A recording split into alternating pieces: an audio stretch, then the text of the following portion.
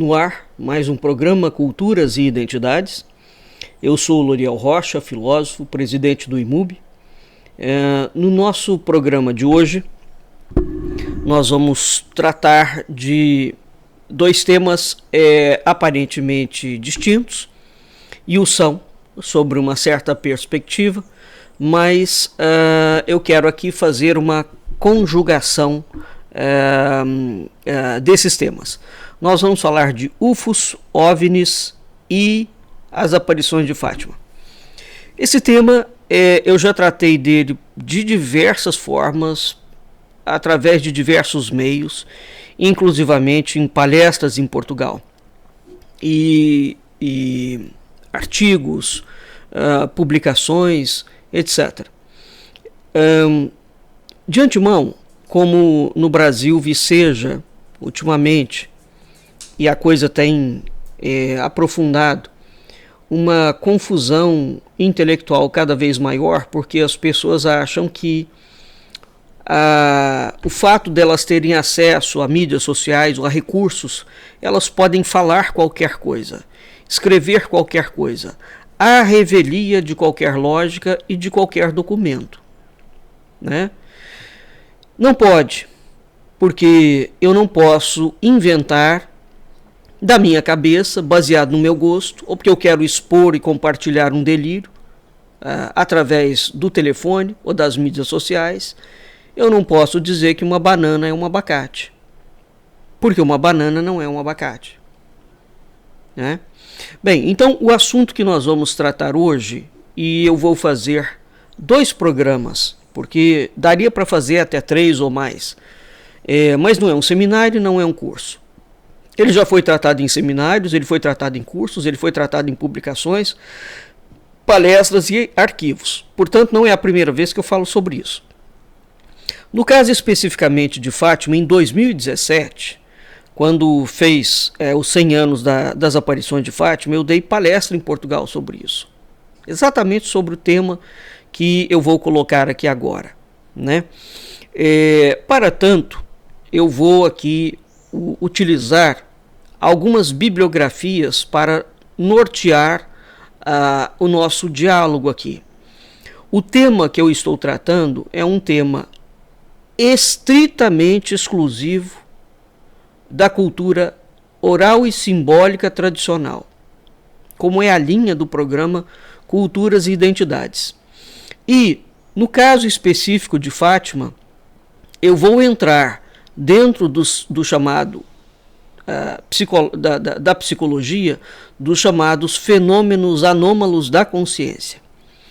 Bem, para validar, Fátima é um tema que vem sendo tratado de uma forma muito superficial nas mídias sociais. Via de regra, sobretudo nos canais brasileiros, os canais brasileiros não vão à documentação que existe em Portugal sobre isso, e tampouco parecem se interessar com relação às críticas e às reflexões críticas sérias que têm sido feitas acerca do fenômeno, porque é um fenômeno, nós estivemos diante de um fenômeno, né? Agora, este fenômeno pode ser categorizado exclusivamente como católico, ou seja, ele pode ser configurado como uma aparição mariana legítima? Não, não pode. E aqui é que entram discussões imensas. Bem, então, de saída, a documentação, estão vendo? Documentação crítica de Fátima. Aqui tem o selo, Santuário de Fátima. Essa documentação na qual eu me baseio é a documentação crítica, são os documentos lançados pelo próprio Santuário de Fátima em Portugal. Eu tenho a coleção inteira, eu li a coleção inteira. Aqui estão os interrogatórios dos videntes. Foram feitos. Esse é o arquivo original que foi compilado pelo Cônego Formigão. Fátima em si é um fenômeno que foi muito trabalhado pelo cardeal Cerejeira e no governo do Salazar. Então, e Salazar tinha, o governo de Salazar tinha uma ideia junto com a igreja para focar em Fátima. Então, esses contornos também têm que vir à baila.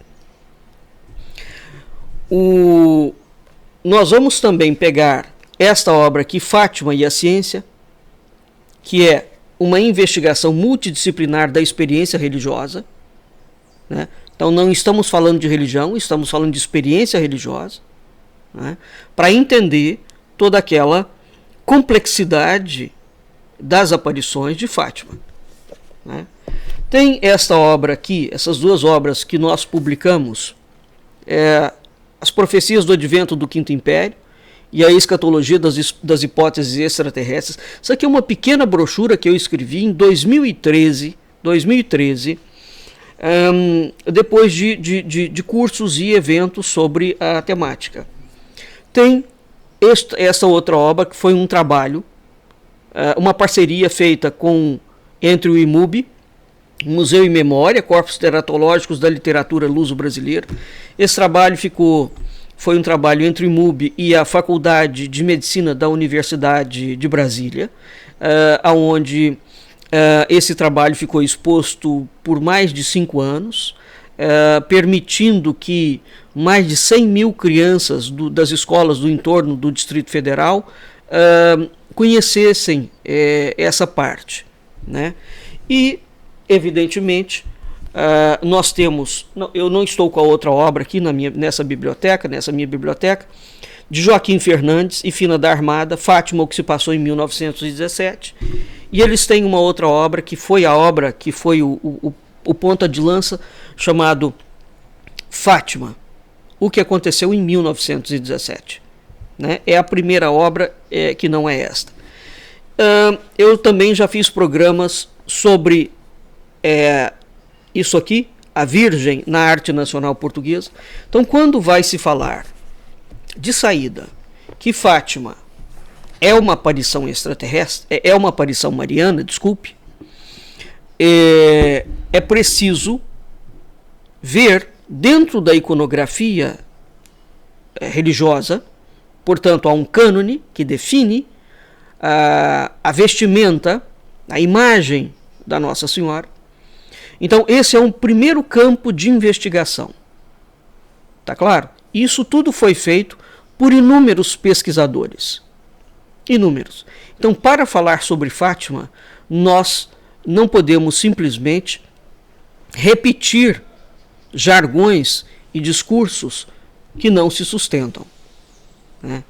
Ora, então eu vou começar aqui fazendo uma distinção importante. Eu quero que vocês entendam a lógica que eu estou seguindo. Nesta obra Museu e Memória, né, toda aparição mariana ela é uma aparição não humana. Correto? Tudo aquilo que não é humano, enquanto aparição, enquanto fenômeno, um anjo, um demônio, um deus, né, todas as mitologias, elas podem ser configuradas como extraterrestre. Extra no sentido de fora da Terra. Pelo amor de Deus, isso não tem nada a ver com o ET de Varginha. Embora o ET de Varginha seja também ele um extraterrestre, é um não habitante da Terra, é alguém de fora da Terra. Um anjo não é um ser terrestre. Então, de primeira monta, o que caracteriza um ser humano, né? Quais são as características ontológicas, quais são as características psíquicas, quais são as características biológicas, quais são as características fenotípicas, quais são as características anatômicas de um ser humano. Então, quando você fala que um anjo apareceu, né, você tem que ter configurado academicamente o que é um humano, para você provar que aquela aparição é uma aparição de um não humano, né? Um espírito é um humano? Bom, considerando-se que ele foi um humano, sim, ele é humano. não é? A forma. Então, esses contornos, num congresso internacional que eu fui chamado há muitos anos atrás, no Mato Grosso do Sul, eu fui lá exatamente para questionar a ufologia casuística quando ela genericamente fala de UFOs, OVNIs, misturando os dois termos e não são misturáveis, e uma designação, um tipo humanoide. Baseado em quê? Então é preciso que essas pesquisas sejam pesquisas que abram um leque de investigação mais amplo. Tá? Bem, então, de saída, no campo das aparições marianas, eu vou fazer uma retrospectiva histórica, né? Parte dessa retrospectiva está nesta obra, Museu e Memória, que foi um trabalho acadêmico, inclusive, que nós publicamos, resultante desta parceria entre o IMUB e o Museu de Anatomia da Faculdade de Medicina da UNB. A UNB detém o maior museu de corpos teratológicos da América Latina, né? E a teratologia, o estudo dos corpos teratológicos, ele vem na esteira de uma longa cadeia dos chamados seres monstruosos. Aqui é que entra, né? Quando nós vamos estudar qualquer mitologia, eu já fiz programas falando do mitologema e da cultura. Toda cultura nasce a partir de um mitologema. Um mitologema é sempre um fenômeno, uma aparição transcendente, misteriosa, de agentes não humanos. Tá claro? Se nós levarmos isto a sério, e eu pessoalmente levo isto muito a sério, nós temos que encarar a cultura, né, e a forma de pesquisa histórica dentro de uma outra modelagem. Por quê? Porque essas modelagens são muito importantes. Veja, vou aqui citar dois exemplos. O conceito de nobreza europeia, e não só, ele advém de aristocracia, ele advém quando você faz uma linha do tempo, né, e puxa a genealogia daquelas famílias. Eles eram nobres exatamente porque, na origem, eles são filhos de deuses, machos ou fêmeas, né? Então, aquela linhagem, por origem, remete a uma linhagem transcendente. Aqui entra a seguinte questão. Bom, são inúmeros os casos dos deuses e das deusas que têm filhos com humanos, não é? A ser verdade isto, nós temos uma genética da intemporalidade atuando na genética da temporalidade. Só isso dá origem a um filho humano que terá uma característica divina. Quando nas abduções os psicólogos afirmam que mulheres terrestres têm filhos de extraterrestres, nós estamos diante da mesma propositura enquanto problema, né? Problema a ser investigado. Um extraterrestre não tem o DNA humano ou tem o DNA humano? Então, o DNA humano ele tem uma conformação em que ele pode receber um DNA não humano? Quando Maria é fecundada pelo Espírito Santo, Maria é humana ou não é humana? O DNA humano está preparado para isto? Ou seja, para que o intemporal atinja a temporalidade e gere vida? Quando os anjos se casam com as filhas dos homens e geram os gigantes, nós estamos falando da mesma coisa. Percebe? Bem, então, esses assuntos são sérios. Isso não é uma brincadeira. Enquanto campo de investigação. Ora, para tanto, nós precisamos de fazer um recuo. Na literatura dos povos, na mitologia dos povos, como é que surge estes seres do intemporal? Porque quando nós pensamos, todos os povos estão conectados e são guiados e têm a intemporalidade como uma coluna de virtude, como um modelo de comportamento paradigmático. O Mircea Eliade explica isso muito bem nas obras dele. O mundo dos deuses constitui sempre um referencial paradigmático para o mundo humano ser seguido e copiado. Correto? Ora, mas se nós somos humanos, por que razão nós temos que seguir o modelo de comportamento e de virtude da intemporalidade? Então, mais do que a modelagem que entra no campo da virtude, que entra no campo da ética, que entra no campo da moral, que entra no campo do comportamento, enfim, nós temos, além dessa questão, nós temos a questão da genética, do cruzamento genético. Por exemplo, a deusa Nukuá casa-se, copula-se e casa com o imperador Fuzi da China, dando origem às grandes dinastias chinesas e inclusivamente o I Ching. Isso não, nós não estamos diante, portanto, de uma brincadeira, né, que possa ser avaliado como um elemento de pura retórica ou uma mitificação infantil. Não. Esse campo de investigação é um campo sério. E eu trago aqui para vocês, e desconheço algum canal no YouTube, no Brasil, que trate dos assuntos nesta forma e nesta ótica. Nós somos passíveis de crítica? Somos. Mas eu defendo a seriedade da investigação. É preciso haver seriedade na investigação. Bem, então vamos aqui, eu vou compartilhar com vocês, eu fiz um roteiro para que eu não me perca muito. O roteiro está baseado nessa obra aqui, evidentemente eu vou falar um pouco do que a gente escreveu aqui enquanto artigo, né, mas para dar uma clareza. Tá? Então, de saída, nós temos uma literatura mítica em todos os povos e inclusivamente todas as religiões. Elas são baseadas na presença de seres não humanos, ou seja, é a presença do intemporal.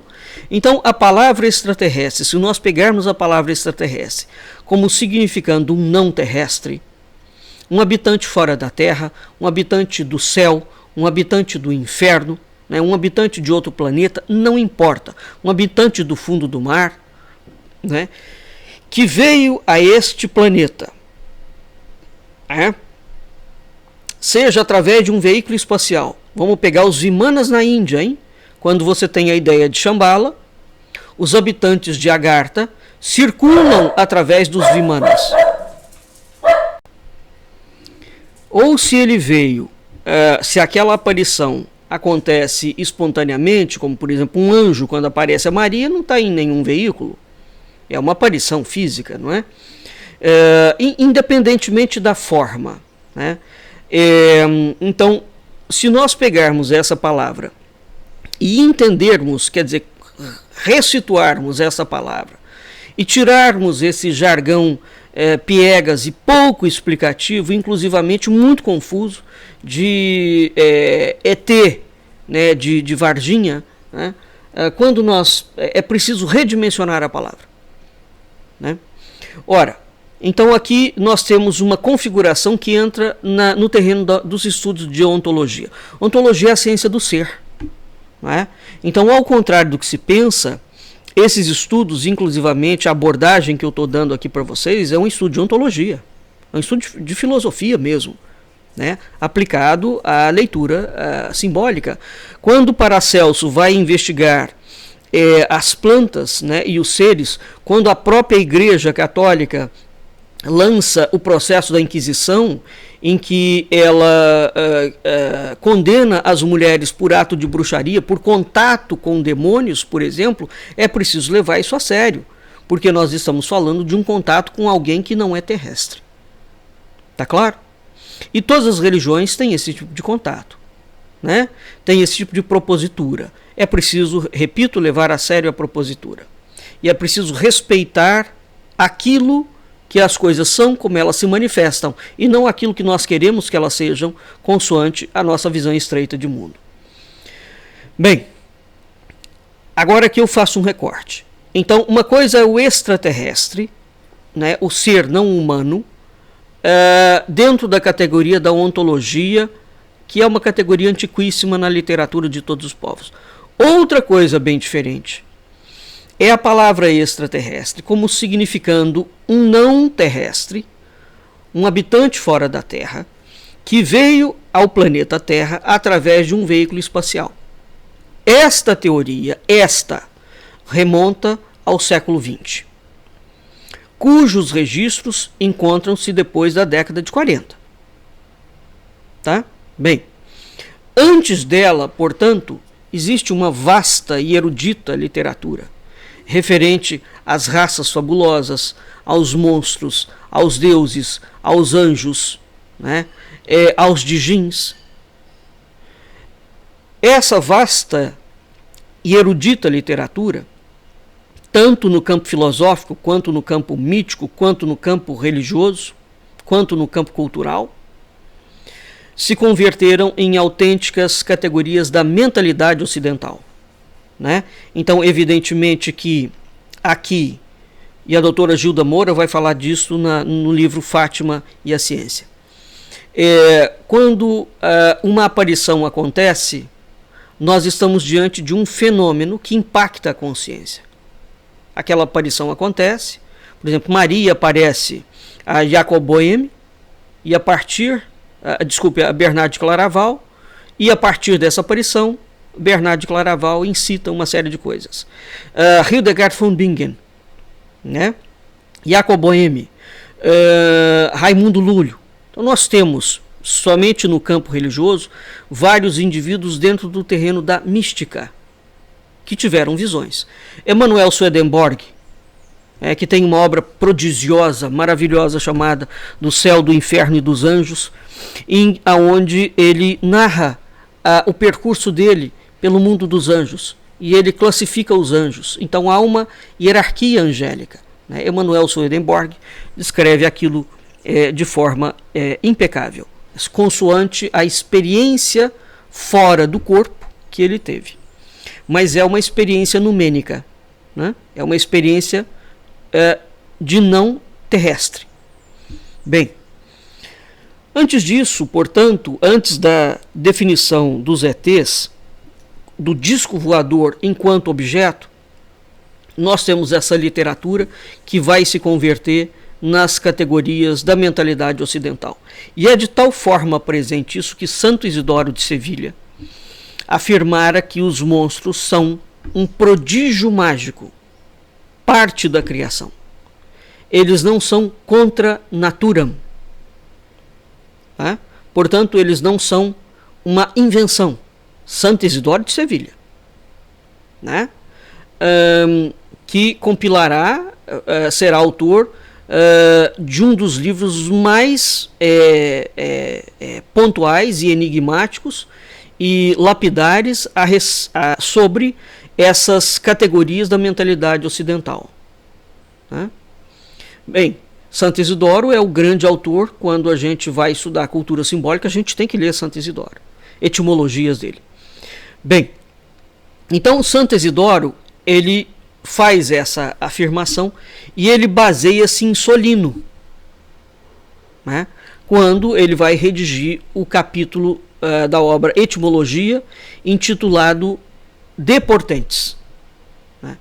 Na Renascença, antes de Santo Isidoro, nós temos Santo Agostinho. Então, Santo Agostinho, Solino, Santo Isidoro.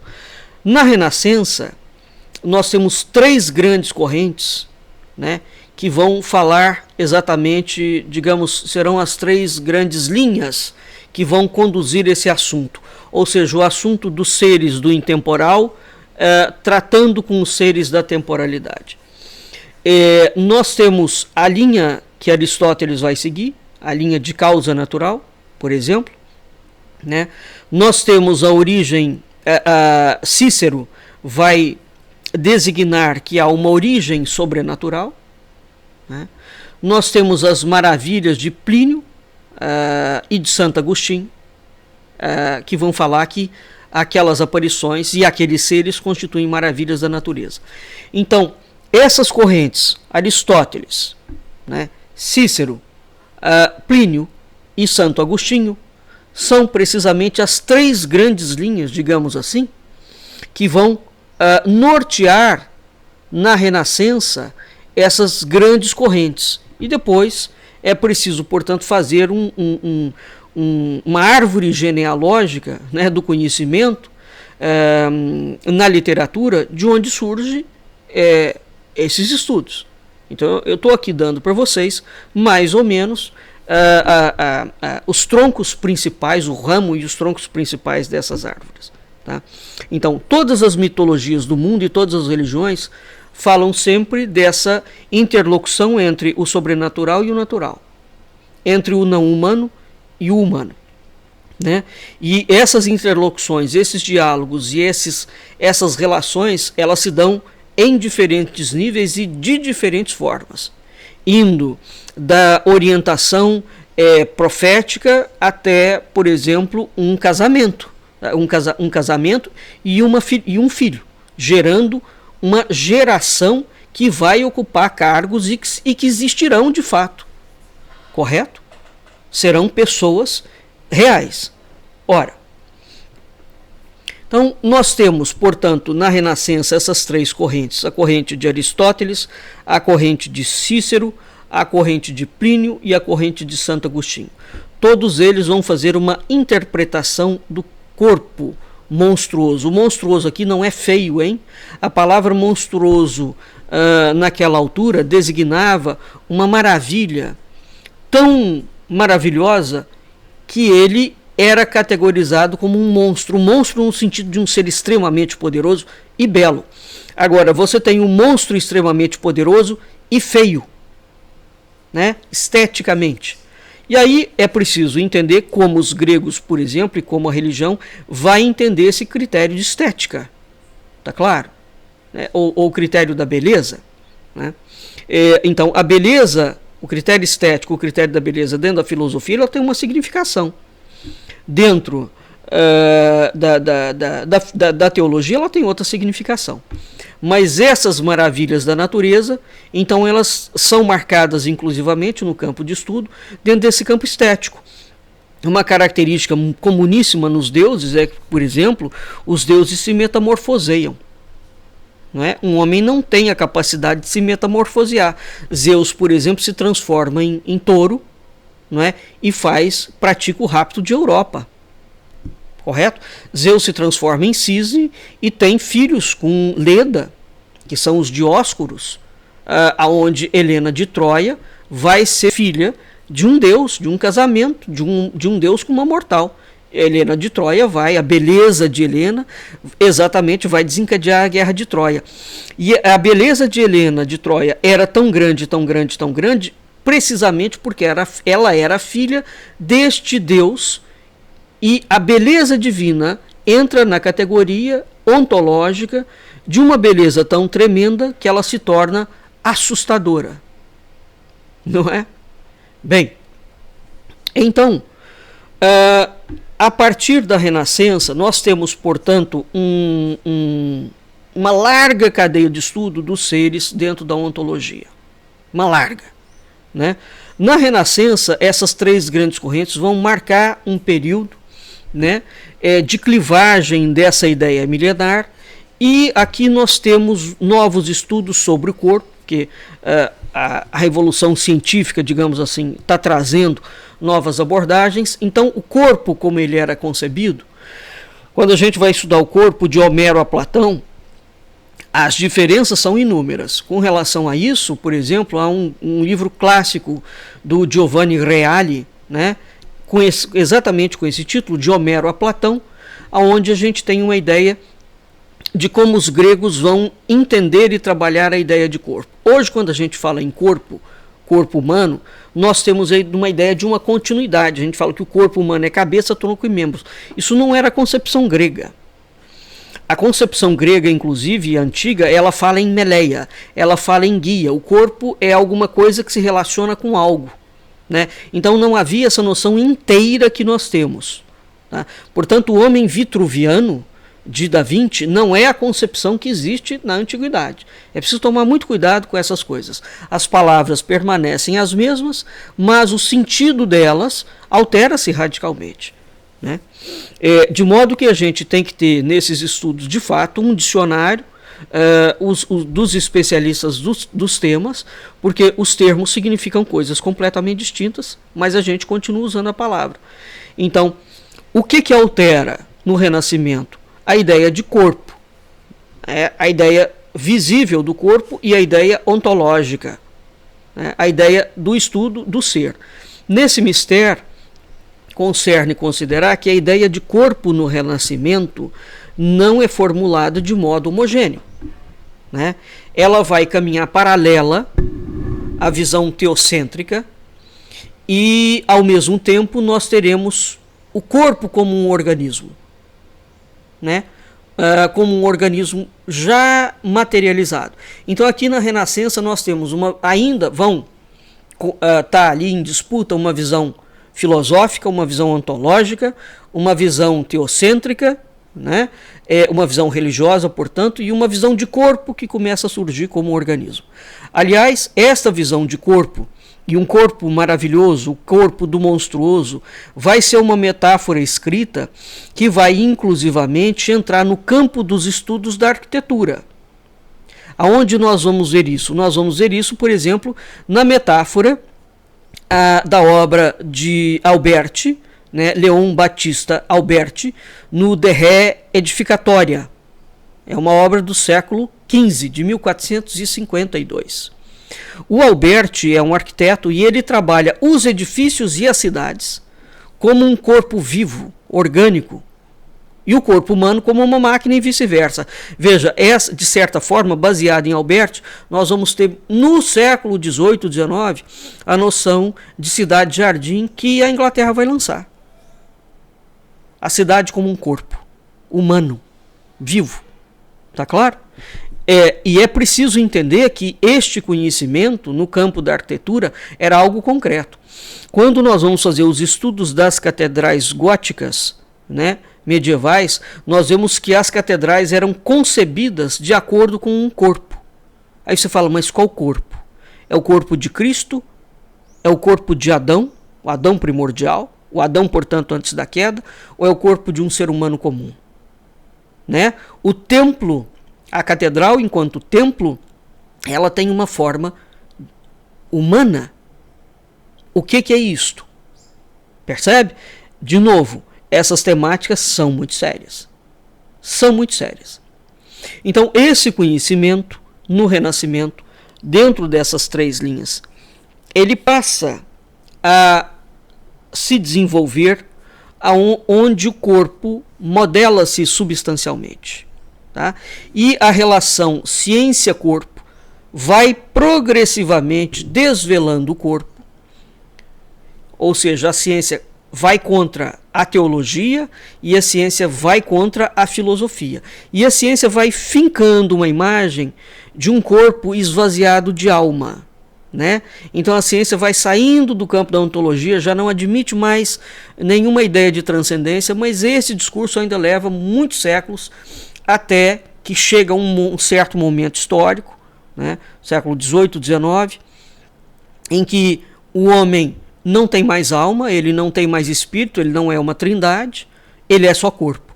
Então essa ciência, a partir do Renascimento, ela vai desvelando o corpo, identificando o homem com o corpo. Portanto, o homem não é mais espírito, ele não é mais alma, perceba. Isso vai fazendo com que os questionamentos religiosos sejam revistos e a filosofia vai sendo bombardeada pela ciência. Vai se desenvolvendo ao mesmo tempo as chamadas artes mecânicas, não é? Nós temos os primeiros experimentos, as primeiras pernas mecânicas que são feitas ainda para resolver problema das guerras medievais, né? Nós temos já ali peritos, indivíduos que faziam pernas mecânicas. Então isso depois vai abrindo mito para o homem artificial, onde você vai articulando ciência e técnica, né? Então um exemplo paradigmático desta época é o militar francês, o Paré, né?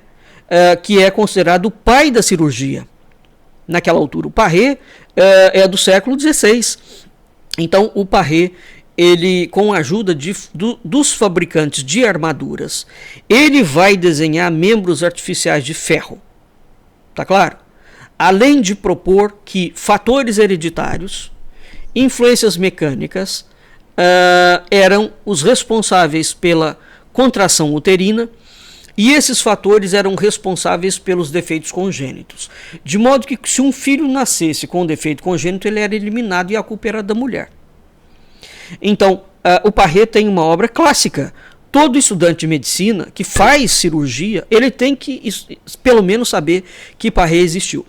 Porque Parré vai ser o primeiro grande cirurgião, né, que, junto com uma técnica militar, para resolver um problema de guerra, né, relacionado aos indivíduos que ficam defraudados, né, com o corpo decepado depois da guerra. Então o Parré, a obra dele chama Dos Monstros e Seus Prodígios.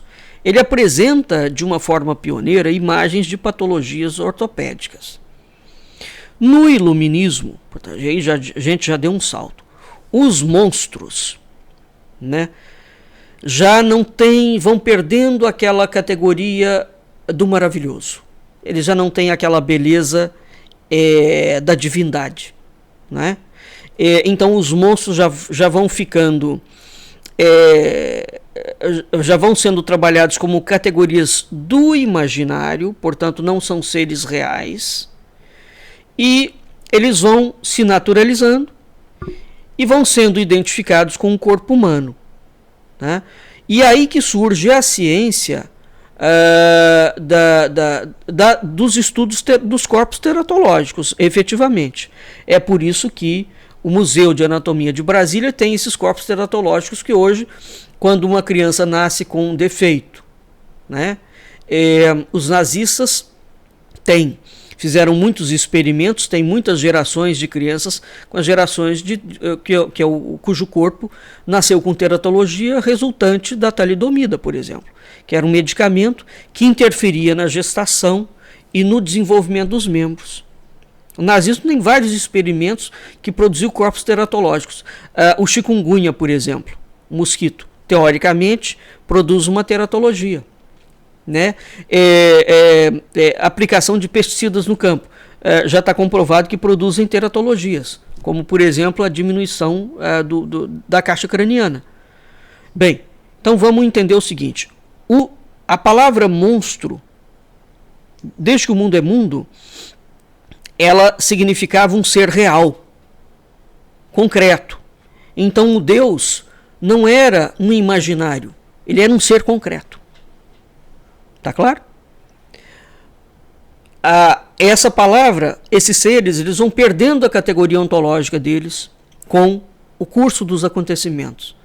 Quando chega o Saint-Hilaire, por exemplo, e o filho dele, vão praticamente ser os pioneiros do lançamento da ciência da teratologia. Muito pouca gente sabe. O Saint-Hilaire teve no Brasil, né? O Darwin teve no Brasil, antes de elaborar a teoria. As teorias do Saint-Hilaire continuam até hoje na Sorbonne. Muito pouco brasileiro foi lá analisar. Tá claro?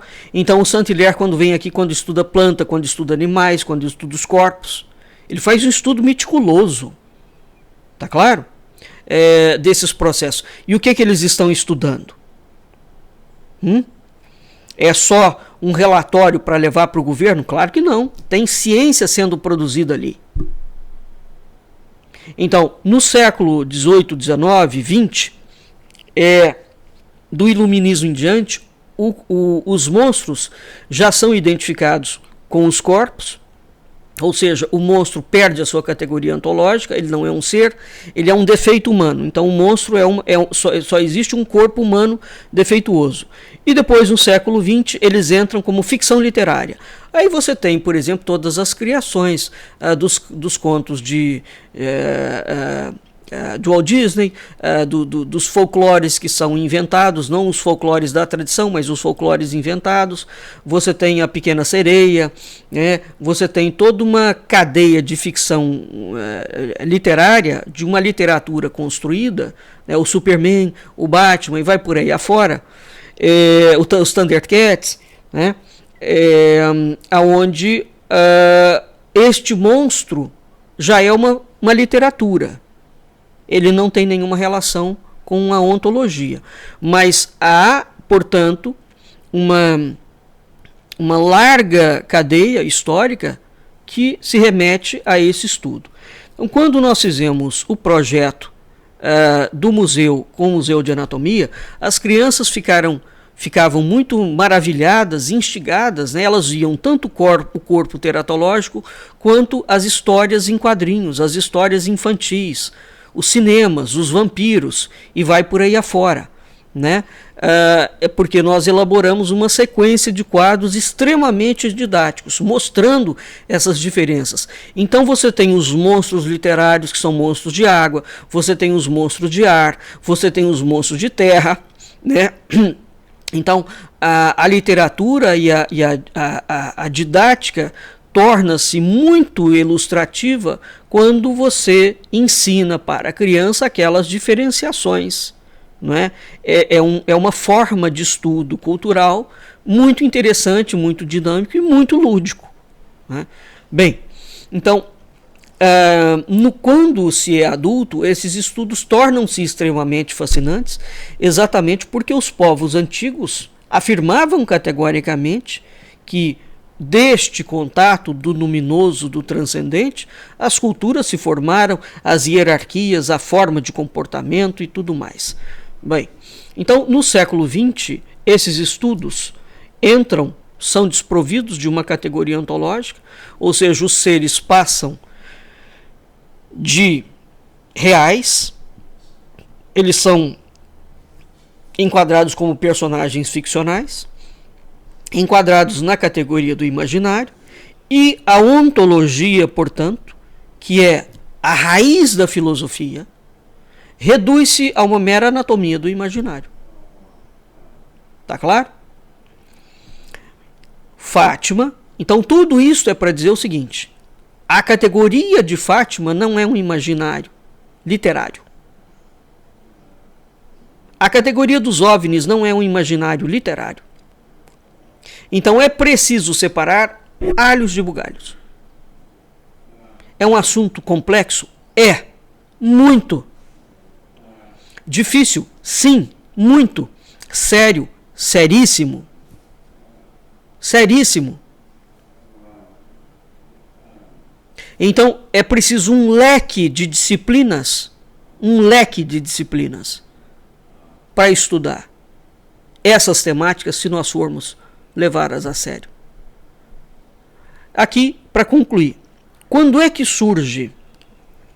aparece o disco voador, como nós entendemos, né?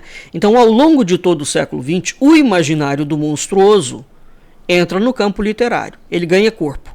Bem, na década de 40, surge o termo disco voador, né? Teoricamente UFOs em inglês, né? Utilizado para descrever objetos voadores, onde você enfatiza a possibilidade daqueles objetos descreverem armas secretas norte-americanas, russas ou alemãs. Então, quando o disco voador surge, e é verdade essa cronologia, ele surge como um objeto voador que é uma arma militar, não tripulada, portanto. A partir daí, e em razão de um coronel, surge uma série de artigos que principiam a defender que os UFOs eram objetos tripulados, ou seja, eles eram naves extraterrestres tripuladas por extraterrestres. Isso é uma tese que passa a ser veiculada a partir da década de 50. Pois bem, antes desta tese, na década de 40, os UFOs são descritos como armas militares. As fases posteriores vão gradativamente miscigenando no que diz respeito aos extraterrestres. Os antigos conceitos de raças fabulosas, que é o que eu acabei de explicar, da ontologia do maravilhoso. Então, o discurso da ufologia casuística, portanto, da ufologia do disco voador, ele passa a incorporar o conceito de raças fabulosas com extraterrestres tripulando aqueles objetos, tendo os terrestres como contraponto. Tá? Então resulta disso a criação de uma nova literatura de contornos difuso, né, e pouco claro, até que elas vão adquirindo. E aqui eu chamo atenção já tardiamente para as obras do Érico von Däniken, né, e do Zecharia Sitchin, aonde eles assumem-se como os grandes expoentes dessa visão.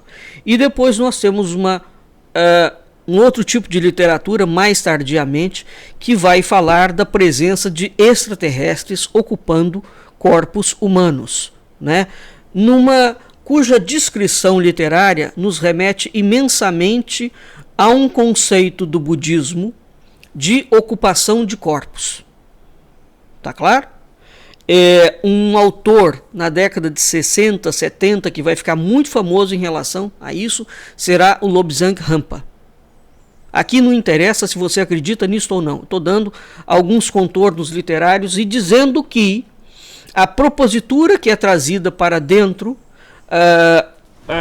da ufologia casuística depois, onde um extraterrestre pode ocupar um corpo humano e fazer um trabalho durante um tempo, que a Ruth Montgomery vai definir como um walk-ins, né? Que é uma pesquisadora. Essa mulher fez uma recolha muito importante nos Estados Unidos. Aqui no Brasil, a doutora Gilda Moura, que é uma grande amiga minha, também vai estudar essa temática, de modo que esses assuntos hoje têm que ser estudados no chamado campo dos fenômenos anômalos da consciência. Isso é uma incorporação? Não é uma incorporação como o espírita consigna. Né, um extraterrestre que não é um espírito, ele continua sendo alguém de fora da Terra. Bem, então veja, olha o leque que já abriu, correto? Perpassa toda essa literatura histórica um tema central, que é o conceito ontológico e anatômico, portanto, do ser humano, e é a relação do intemporal com o temporal. Esse é o ponto principal, quer dizer, eu fiz todo esse caminho para mostrar exatamente isso para vocês. Esse é o grande ponto de discussão. O conceito ontológico e anatômico do ser humano e a relação do intemporal com o temporal. Essa discussão sobre extraterrestres, ou a discussão sobre Fátima, ela prescinde que a gente tenha claro o conceito ontológico do ser humano, claro e definido. E, por outro lado, o conceito ontológico de ser humano não existe há 200 anos. Em 2005, nós lançamos a obra de um filósofo, Sérgio Luiz de Castilho Fernandes, onde o Sérgio propunha uma nova antropologia filosófica. Porque a própria filosofia destruiu o conceito ontológico de ser humano. Eu já falei muito sobre isso, inclusive, já fiz muitos programas. E é extremamente problemático porque hoje, quando nós vamos no campo da medicina, no campo das políticas públicas, né? E no campo religioso nós não temos mais definição ontológica de ser humano. Então quando você fala em cidadão, um cidadão não é um ser humano. Ele é o quê? Todo o arcabouço político de 200 anos para cá, jurídico, conceitual, né, sociológico, ideológico, ele está baseado no vazio. Nós não temos definição ontológica de ser humano. Tá claro? E será preciso retomar essa discussão, que é o que o Sérgio propõe na obra dele, Ser Humano, um ensaio de ontologia filosófica. Nós lançamos essa obra em 2005. Não há no mundo, ao que eu saiba, nenhum filósofo que tenha trazido à baila a discussão ontológica de ser humano, dentro do campo da filosofia. O Sérgio foi pioneiro, é um brasileiro, e a obra dele é um portento. Um portento. Então, por conseguinte, para finalizar, as polêmicas sobre extraterrestres, né, essas polêmicas vazias, o ET de Varginha, isso é de gente inócua, é de gente vazia, é de gente tosca, né, é de gente que não sabe digamos, não desconhece completamente o eixo central da discussão. Diante desse cenário tão complexo, então, como é que nós vamos fazer essas investigações? Então, além da hermenêutica, né, nós precisamos de separar métodos de assunto. Isso é um cuidado mínimo para uma investigação criteriosa, né, para que a gente se proponha a entender a questão e não apresentar a teoria fechada e resposta pronta.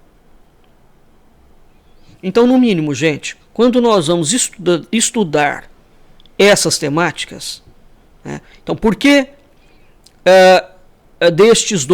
dessas duas aulas, desses dois programas dedicados aos UFOs, OVNIs e aparição mariana de Fátima? Por conta disso, que eu acabei de explicar. A aparição mariana de Fátima é uma aparição não terrena. Isso não tem nada a ver com o ET de Varginha. Ao contrário do que alguns ignorantes da falsa direita brasileira, quando me ouviram falar sobre isso e escrever sobre isso alguns anos atrás, eles puseram-se a rir de canto de boca. É o riso da ignorância absoluta, né? Sobretudo porque eu estou respaldado na documentação crítica do Santuário de Fátima, né? E dos estudos acadêmicos em cima disso que estão sendo levados a cabo na Europa. Essa gente conhece esses assuntos? Nem por sombra, né? Então, o ignorante reage sempre de uma forma ignorante, né? Então, quando nós vamos tratar desses assuntos, além da filosofia, além da ontologia, além da teologia, nós temos que abordar os tópicos. Há várias formas como esses tópicos podem ser abordados. O imaginário extraterrestre, a questão dos OVNIs e dos UFOs, que eu vou, no próximo aula, distinguir, a questão dos métodos e dos assuntos científicos, a questão dos gêneros literários e dos assuntos, o conceito de ser, filosoficamente falando, portanto de ontologia, o ser do ser humano, as raças fabulosas que não são humanas, um Deus não é humano, os monstros e o corpo humano, né? Então, o conceito de ser humano na tradição, o conceito de ser humano no esoterismo do século XIX, a agenda multiculturalista da hiperciência e o conceito de extraterrestre na nova ordem mundial, que está sendo usado esse conceito inclusivamente. Veja o que o Michio Kaku falou em Dubai há alguns anos atrás. Nós temos que nos preparar porque há extraterrestres e temos que nos preparar para o contato. O que o Michio Kaku está fazendo em Dubai, falando para a grande reunião internacional das finanças mundiais em Dubai naquela altura? Eu publiquei esse negócio.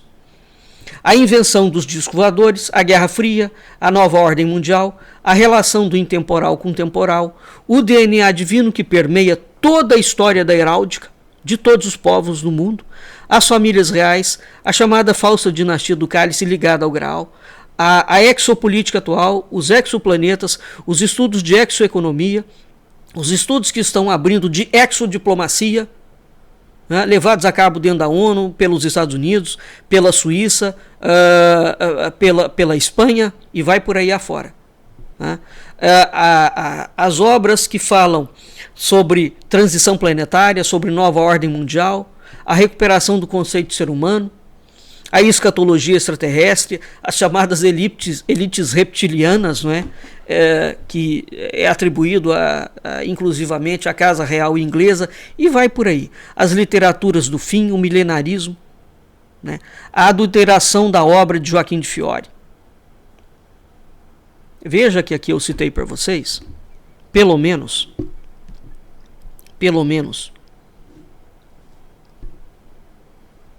12 campos de estudo. É um leque interdisciplinar. É um leque. Né? Agora, ele parte de um eixo. É um eixo ontológico. E evidentemente que nós não temos como lançar mão dos estudos a sério se nós não nos remetermos à filosofia e à teologia.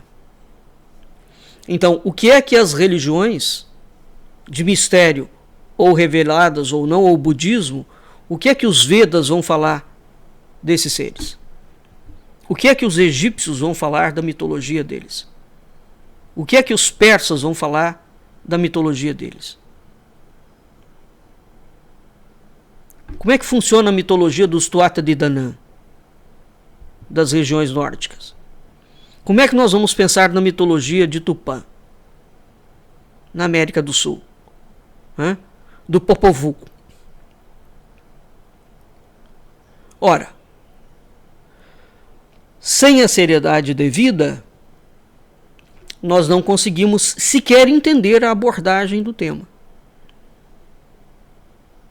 Então, toda e qualquer aparição mariana, ela não é uma aparição humana. Toda e qualquer aparição de um anjo, ele não é humano. Então, hoje, no campo da ciência, inclusivamente, a palavra extraterrestre ela é inadequada, não é? Ela só pode ser adequada no sentido de significando alguém de fora, que não é humano, de fora da Terra. Ela não designa um dimensional, ela não é uma categoria, né? Ela está designando um locus, não é daqui. Somente isso.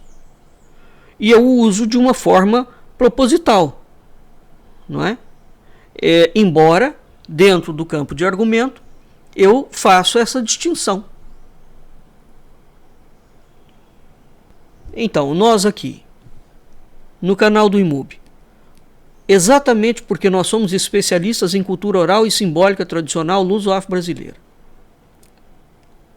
eu levo esses estudos muito a sério. Em Portugal, a equipe do professor Joaquim Fernandes, da Universidade Fernando Pessoa do Porto, tem conduzido pesquisas muito sérias, em contato com uma rede de pesquisadores do mundo inteiro, inclusive do MIT. Tá? Para a gente tentar entender como é que funciona essa categoria mental, né, da visualização de uma aparição. A gente não quer explicar nada. Eu, pelo menos, não quero explicar. Eu quero entender como aquilo impacta. Então, é muito importante, novamente, fazer essa distinção aqui para vocês, porque eu não estou colocando a Igreja Católica em xeque, nem o fenômeno de Fátima. Eu estou interrogando o fenômeno. Eu não tenho nenhum espírito iconoclasta. Não quero derrubar ninguém, nem o Papa, pelo amor de Deus. Isso é coisa de gente que não tem o que fazer. O objetivo aqui é sempre o campo de estudo. E nós podemos estudar qualquer coisa. Tá bem? Vamos ficando por aqui e até o nosso próximo encontro.